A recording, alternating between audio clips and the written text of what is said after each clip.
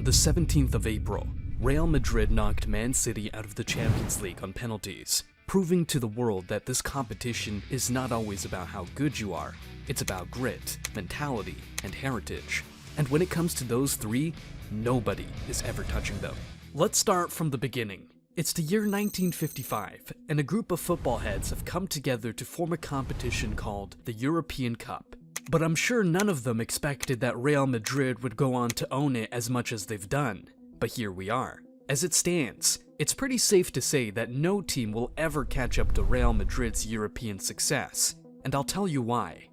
You see, when the European Cup was first introduced, it was a competition strictly for the champions of European leagues, and guess who was dominating the Spanish league back then? It was, of course, Real Madrid. They won 12 out of a possible 16 La Liga titles between 1953 and 1969.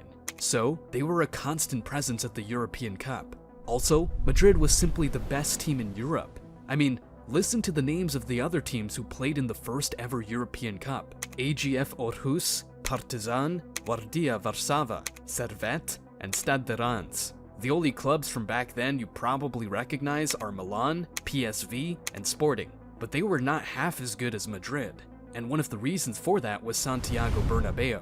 No, not the stadium, the man after whom the stadium was named. You see, Bernabeu was the president of Real Madrid in the 50s, and it was he who started the Madrid tradition of signing world-class players from all over the globe. Not many clubs were doing this back then. In 1953, he signed Alfredo Di Stefano, winner of 2 Ballon d'Or, and the only winner of the Super Ballon d'Or.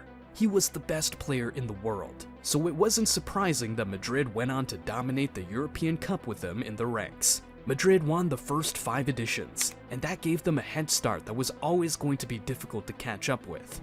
So, from the very beginning of this competition's history, Real Madrid felt like it was their own, and that mentality just never left them. They took a break, but came back in 1966 to win their last European trophy of the Bernabeu era before his unfortunate demise in 1978. In the later years and immediate aftermath of Bernabeu's tenure, Madrid suffered. They lost their grip on the Spanish league and their dominance in Europe waned. In fact, after 1966, Madrid did not lift another European Cup for 32 years. But this wasn't just because of Madrid's drop in form, it was also as a result of the competition becoming more competitive. Teams like Bayern, Ajax, Liverpool, Milan, and Inter got stronger. But even despite Madrid's 3-decade drought, nobody was able to catch up with them. After the 1996-97 season, the all-time Champions League standings looked like this: Madrid 6, Milan 5, Ajax 4, Liverpool 4, Barcelona 1. Mind you, the format was changed in 1992. It went from being the European Cup to the UEFA Champions League. But whatever name it bore, it was still Madrid's competition.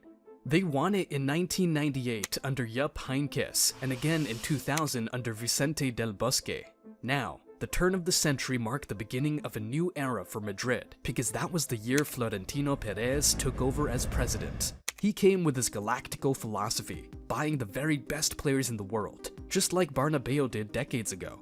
He brought in Figo, Zidane, Ronaldo, Cannavaro, and other superstars. With them, he won the Champions League in 2002, but what followed was another decade of a drought of European success. But Perez, re-elected in 2009, trusted his Galactico philosophy and decided to run it back, breaking the bank for the likes of Cristiano Ronaldo, Benzema, and Bale. And it worked. With them, Madrid won the Champions League in 2014. It worked even more in the long run as they went on to three-peat in the Champions League between 2016 and 2018, something that had never been done before.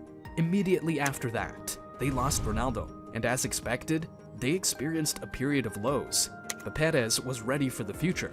He had already invested in the likes of Vini, Rodrigo, and Courtois, so the team wasn't down for long.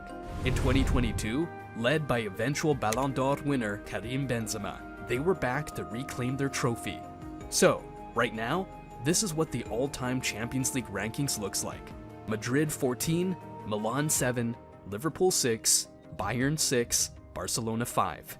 Bear in mind that Madrid are the only one of these teams still on the rise. They have Vini, Rodrigo, Bellingham, Courtois, Rudiger, and are still going to add Mbappe to that squad. Now, tell me how anyone can possibly catch up to their European success. Their mentality is insane. They're never out. We saw it in their 2022 campaign with comeback after comeback. We saw it when they came back against Wolfsburg in 2016. And we saw it once again in their quarterfinal game against City just the other day. This is their competition. They own it, and they will just never let go of it.